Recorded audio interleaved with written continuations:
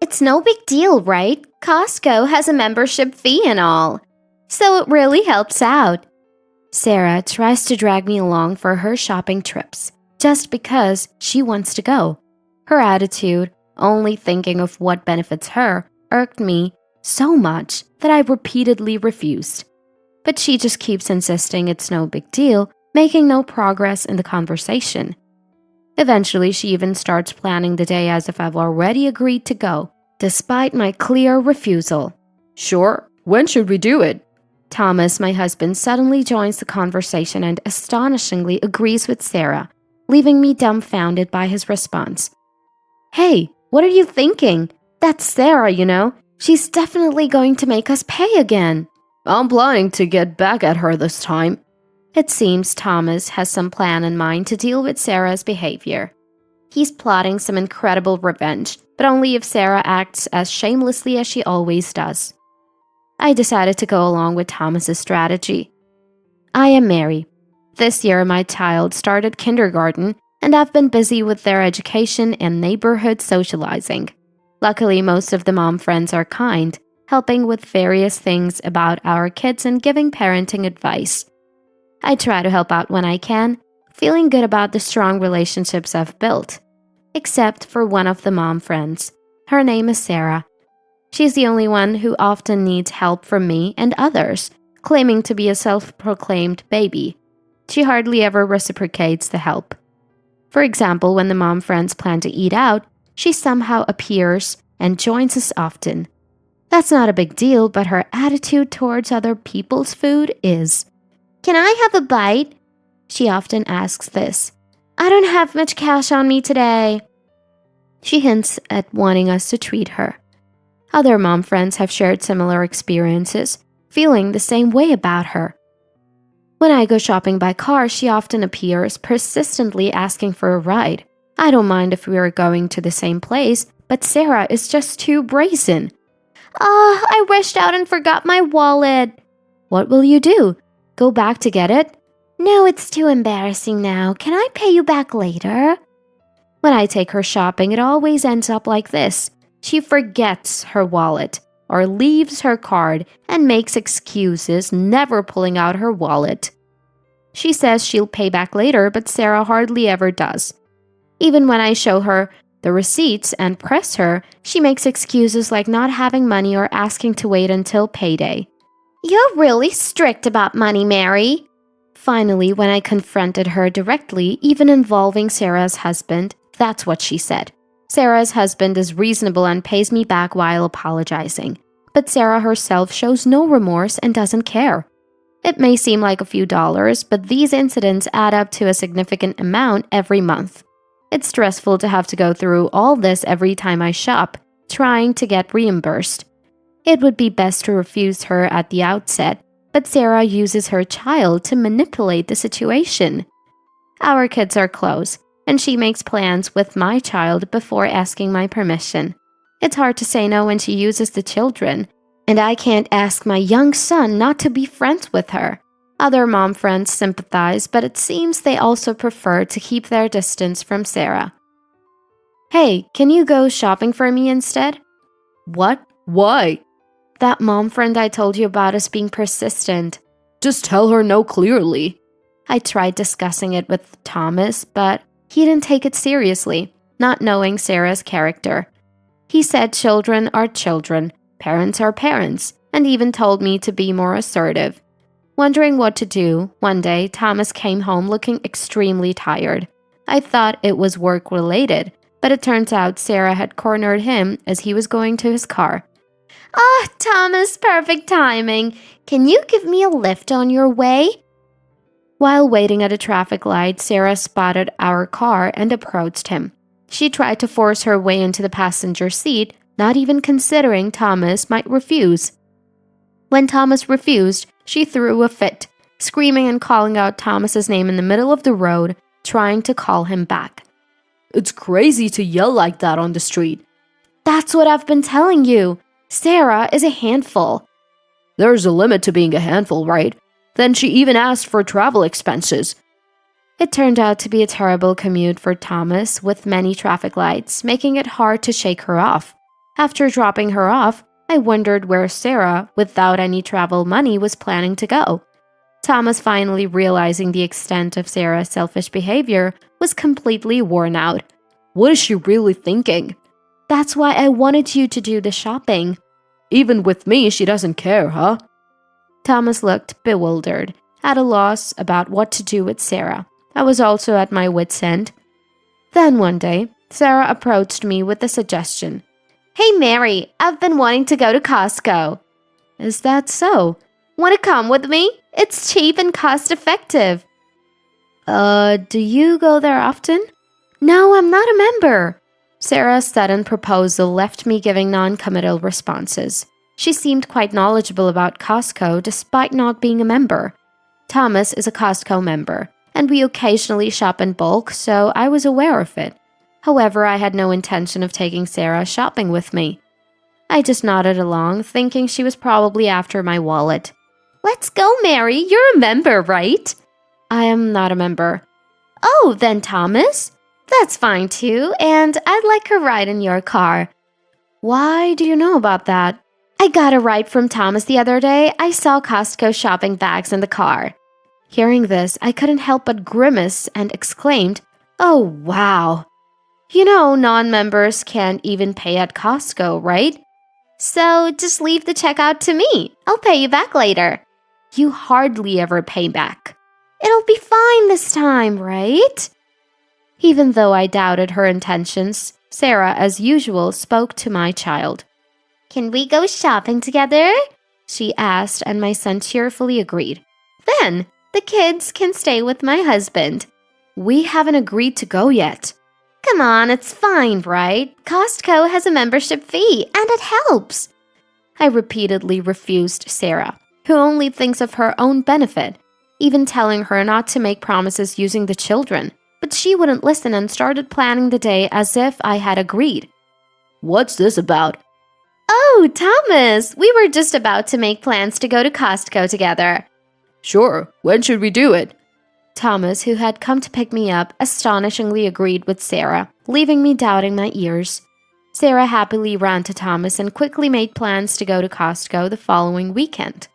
After Sarah left, I nudged Thomas and couldn't help but complain. Hey, what are you thinking? That's Sarah, you know. I know, but she said she'd bring money, right? That's definitely a lie. She's going to make us pay again. I plan to get back at her this time. Thomas seemed to have something in mind to deal with Sarah's actions. Feeling anxious, I laughed when I heard this plan. He's plotting an incredible revenge, but only if Sarah acts as shamelessly as she always does. Plus, if this could make Sarah stay away from us, I found myself gratefully going along with Thomas's plan. Finally, the day to go to Costco arrived. Sarah, in a good mood from the morning, hopped into our car as if it was natural and asked me if I had forgotten anything. Did you make sure to bring your wallet? It'd be a problem if you forgot it. Aren't you the one who often forgets? Don't worry, I've got it. I was irritated by Sarah's words, but Thomas replied to her cheerfully. Normally, I would have asked her to show her wallet right there, but I held back, thinking of Thomas's plan. Sarah seemed well aware of Costco's system, knowing that only members can make payments. She probably knew that shopping there would inevitably lead to Thomas paying. This would allow her to push the payment onto us as usual. And even if she forgot her wallet later, she wouldn't have to pay. Sarah's intentions were clear, and Thomas seemed to understand them too. Sarah cheerfully headed into the store, quickly placing a basket in the cart and rushing off. Wow, what a great selection! It's hard to choose! Sarah happily stuffed items into the basket as she went along. When I suggested keeping our baskets separate to avoid confusion, she took another cart and continued adding items without hesitation. Thomas whispered to me that Sarah wasn't even looking at the prices, which made me laugh. Clearly, Sarah had no intention of paying, so we decided to go through with Thomas's plan. That was fun! Oh, Mary, is that all you're buying? Yeah, we still have stock at home and we can always come back. Really? Invite me again next time. I swallowed the words. I didn't invite you this time. and we lined up at the farthest register. As we watched the crowded registers, Thomas took out his wallet and Sarah opened her bag. I watched closely as Sarah, rummaging through her small bag, predictably exclaimed, "Oh? Oops! Sorry, I think I forgot my wallet." "Even though you said it was fine in the car?" "I'm sorry, okay? Can I pay you back later?" Sarah's basket had much more stuff than ours, seemingly worth about $200 to $300, but she showed no concern about the amount in her wallet. Without mentioning paying back later at home, it was clear she had no intention of paying. Thomas and I exchanged glances and nodded. "Oh, really? Sorry, I think my parents are calling." I said this, handed my basket to Thomas, and stepped away from the line, hiding near a nearby shelf to watch them. Sarah seemed unconcerned, chatting with Thomas. "It's a shame you forgot your wallet after buying so much." "Really a shame, but it's great to have a friend who'll pay for me." Oh, I forgot to buy something. Can you wait here in line for me?" I guess I have to, but don't make me wait too long."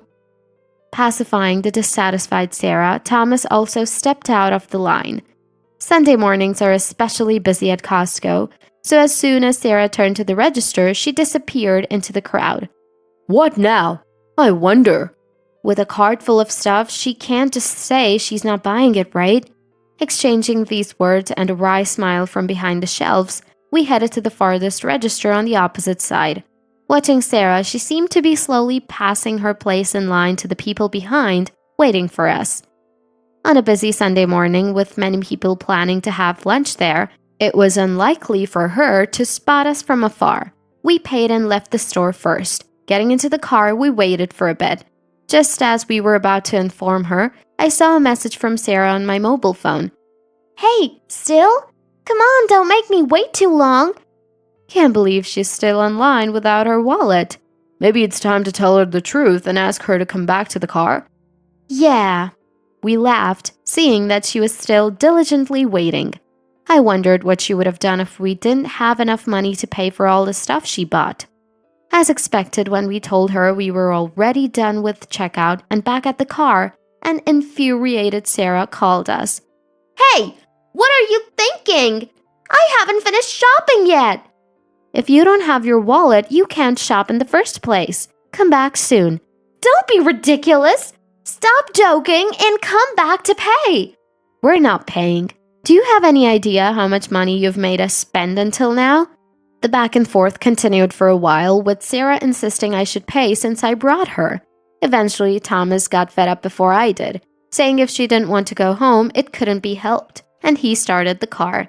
When Sarah asked how she was supposed to get back, Thomas said she'd be just fine. "Maybe she'll just force herself into someone else's car?" Thomas joked, still holding a grudge for her suddenly getting into our car before. Despite my repeated warnings that we'd leave her if she didn't come back, Sarah wouldn't listen. I felt bad about leaving her, but there was nothing more I could do after being pushed to this point. She'll figure something out, I thought, and we left the store. The next day I heard Sarah somehow got back by taking multiple buses. While Thomas laughed about her actually having her wallet, an angry Sarah showed up at our house looking furious. "You left me and I couldn't even shop! That's terrible!" "It's your fault for not bringing any money to shop in the first place." "Still, who leaves someone behind? You could have just paid." "And let you skip out on paying, like always?" "You always say that. Mary, you're really stingy about money." She kept yelling her selfish arguments, angry that I didn't pay this time. She even demanded compensation for being hurt, causing a scene at the front door. "What's going on? Why are you shouting?" "Oh, Jessica, listen! Mary was terrible to me." It was Jessica, a chatty mom friend who happened to pass by. Sarah, seeing her, smirked nastily, probably planning to tell Jessica how awful I was and spread it around the neighborhood. "Mary said she'd take me shopping, but then left me there." "Oh? Isn't that the story where you forced yourself into a promise?" "What? No! Mary said let's go." Who invites someone who always forgets their wallet and expects others to pay? Well, and then you tried to get someone to pay again and got left behind. That's what you deserve. Jessica, instead of spreading the rumor, pointed out the truth, leaving Sarah speechless. I had already talked to Jessica about what happened yesterday, pretending to seek advice, anticipating that Sarah would spread lies. After being scolded by Jessica, Sarah left with a red face. Jessica, saying it was a disaster, seemed a bit amused. She'd probably talk about Sarah's actions around the neighborhood. Following that, Sarah couldn't correct the story, and her misdeeds quickly spread, thanks to Jessica.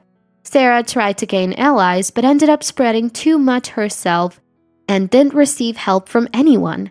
Instead, she was criticized and became more isolated in the neighborhood. It's all your fault! Even though I felt leaving her behind might have been too much, Sarah continued to blame me. She was scolded by her husband and started avoiding me. People who were tired of Sarah's behavior said I did well, so I hope this is settled now.